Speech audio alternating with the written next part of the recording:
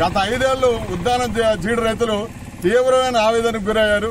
ఎంత వేడుకున్నా స్థానిక మంత్రి గాని ప్రభుత్వానికి గాని ఎంత వేడుకున్నా గతంలో 2018లో 14,000 రూపాయలు ఉండేది సార్, కనీసం 10,000 రూపాయలని ఇప్పించండి అంటే ఇప్పించకుండా 7,000, 6,000 అని బేరం పెట్టి 8,000, 9,000కి అమ్ముకునే దుస్థితి తెచ్చారు. కానీ ఈరోజు ఏంటి అదృష్టం ఏంటంటే కూటమి ప్రభుత్వం అధికారంలో వచ్చినట్టే ఈరోజు 80 కేజీల బస్తా 13,000 రూపాయలు, 13,500 వరకు పలుకుతుందంటే ఈ రోజు రేపు 14,000కి వెళ్లే పరిస్థితి ఉందంటే ఈ రోజు ధర ఎక్కడ దాగింది, ఎవరు జేబుల్లోకి వెళ్ళాయి, ఇన్ని వేల కోట్ల రూపాయలు ఎవరు జేబుల్లోకి వెళ్ళాయి, ఎవరెవరు కుమ్మక్క ఈ జీడి రైతులు పట్టుకొట్టారనేది తొందరలోనే తేలుతుంది. దీని మీద కూడా ప్రత్యేకంగా ఒక దర్యాప్తు అనేది చేసి ఎవరైతే దొంగలో దాన్ని బయట పెట్టడానికి ఈ రోజు ప్రభుత్వం సిద్ధంగా ఉందని ఈ సందర్భం మనవి చేసుకుంటాను.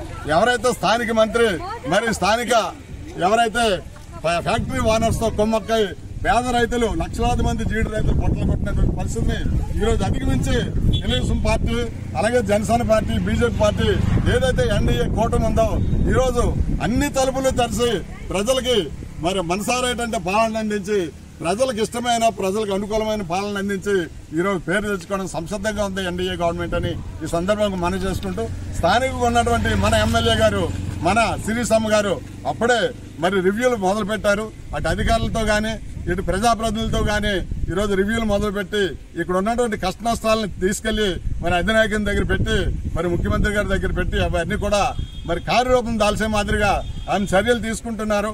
అదే ఈరోజు 5 ఏళ్లుగా ఏదైతే మనకి వంశధార ఛానల్ నీరు రాకుండా రైతులు ఇబ్బంది పడ్డారో ఎమ్మెల్యే మన శిరీషమ్మ గారి చర్యలు తీసుకుని ఈరోజు అర్ధరాత్రి వరకు కూడా అంతా కాకుండా అర్ధరాత్రి వరకు కూడా మరి ప్రొక్లైన్లతో మిషన్లతో పనులు ప్రారంభించి కాలువలన్నీ క్లీన్ చేసి రేపు మనకి పంట సంఘానికి నీరందించడానికి పనులు ప్రారంభించారు.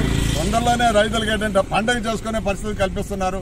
శిరీషమ్మ గారికి ఏంటంటే హృదయపూర్వకంగా రైతుల తరపున ధన్యవాదాలు తెలియజేసుకుంటూ సెలవు తీసుకుంటున్నాను. ధన్యవాదాలు.